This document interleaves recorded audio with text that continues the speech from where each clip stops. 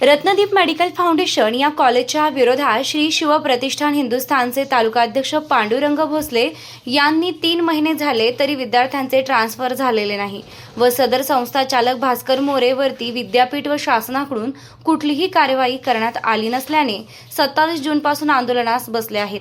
आंदोलनाच्या काल शनिवारचा 3ऱ्या दिवशी डॉक्टर बाबासाहेब आंबेडकर तंत्रशास्त्र विद्यापीठ लोणारे रायगड या विद्यापीठामार्फत डॉक्टर प्रदीप बोडखे व S.R. भगत यांनी विद्यापीठामार्फत होत असलेल्या कारवाईबाबत उपोषणस्थळी येऊन अस्वस्थ केले, परंतु जोपर्यंत विद्यार्थ्यांचा ट्रान्सफर होत नाही व आमच्या सर्व मागण्या मान्य होत नाहीत तोपर्यंत हे उपोषण चालू राहणार असल्याचं आंदोलनकर्त्यांनी सांगितलंय। मेडिकल कॉलेजचे 3रा दिवस आंदोलनाचा आहे।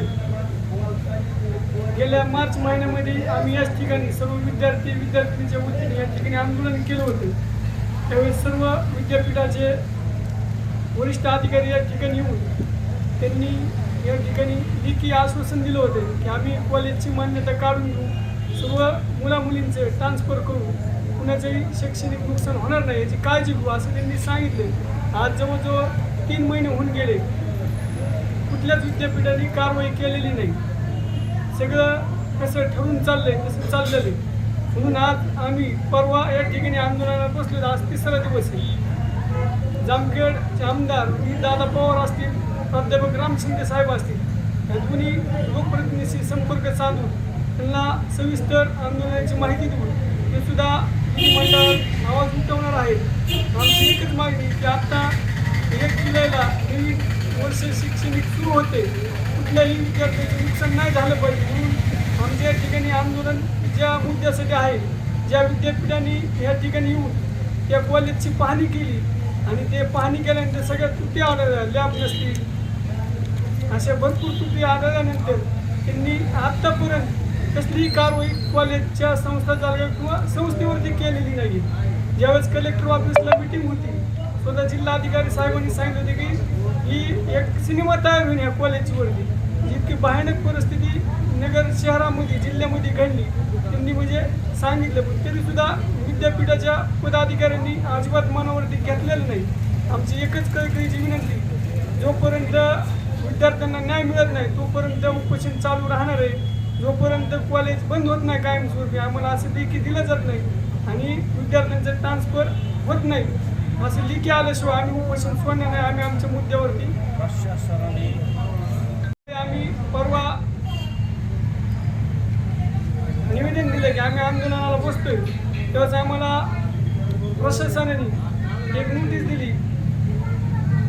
की तुम्हाला आचारसंहितेमुळे आंदोलन करता येणार नाही।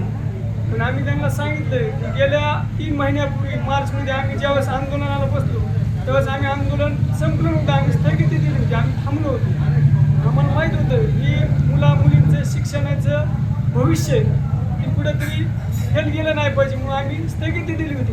मग आम्ही पुन्हा बसलो, त्यांनी आम्हाला नोटीस दिलेली 149ची, आमच्यावरती कारवाई करू शकतात आंदोलन झाल्यानंतर।